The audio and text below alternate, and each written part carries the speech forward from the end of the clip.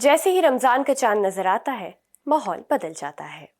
मस्जिदों में रौनक बढ़ जाती है, घरों में सहरी और इफ्तार की तैयारी शुरू हो जाती हैं। और इस बार चर्चा में है रौनक-ए रमज़ान, जिस शो की सबसे दिलचस्प बात है इसकी मेज़बानी। लेकिन क्या है इस सीज़न खास, चलिए आपको बताते हैं। आदाब, मैं हूँ आपके साथ अमीना माजिद और आप देख रहे हैं आवाज़ वॉइस। सना खान और उनकी जीवन साथी मुफ्ती सैयद अनस सैयद का प्रोग्राम रौनक-ए रमज़ान, जहां दोनों मिलकर इस शो को होस्ट कर रहे हैं और इस मंच पर रमज़ान की अहमियत, स्पिरिचुअलिटी और समाज में भाईचारे जैसे टॉपिक्स पर अहम बातचीत करते हैं। वही इस बार ये शो बेहद चर्चा में इस वजह से है, इसके सिर्फ टॉपिक के लिए नहीं बल्कि इससे जुड़ी शख्सियतों के लिए भी।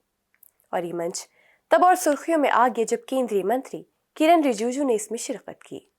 उन्होंने सोशल मीडिया पर खुशी जताते हुए कहा कि बातचीत पॉजिटिव और इंस्पायरिंग रही और ये भी कहा कि ऐसे मंच समाज में आपसी सम्मान और सद्भाव को मजबूत करते हैं। किरण रिजिजू अल्पसंख्यक मामलों के मंत्री होने के साथ साथ हज व्यवस्थाओं से भी जुड़े रहे हैं। हज यात्रियों की सुविधा के लिए उनके प्रयासों की सराहना होती रहती है। ऐसे में उनका इस प्रोग्राम में शामिल होना इसे और खास बनाता है।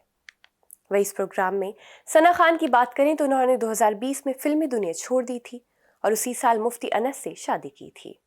आज वो अपने परिवार और सामाजिक कामों पर ध्यान दे रही हैं। रौनक-ए रमज़ान उनके दिल का एक सपना है जिसके जरिए वो लोगों को रमज़ान की असली भावना से जोड़ना चाहती हैं।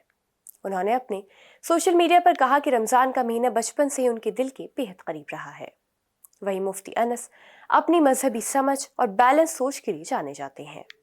शो में उनकी मौजूदगी बातचीत को और बेहतर बनाती है। दोनों की जोड़ी ने इस प्रोग्राम को खास पहचान दी है और अब ये शो सिर्फ एक टॉक शो नहीं है, ये ऐसा मंच है जहां धर्म के साथ साथ जिंदगी की सच्चाइयों, सामाजिक जिम्मेदारियों पर भी चर्चा होती है। इस रमजान रौनक रमजान लोगों को सिर्फ मनोरंजन नहीं बल्कि सोचने और समझने का नया नजरिया दे रहा है और लोगों को इबादत के साथ साथ अच्छी सोच, पॉजिटिव सोच और सामाजिक सद्भाव का संदेश भी दे रहा है।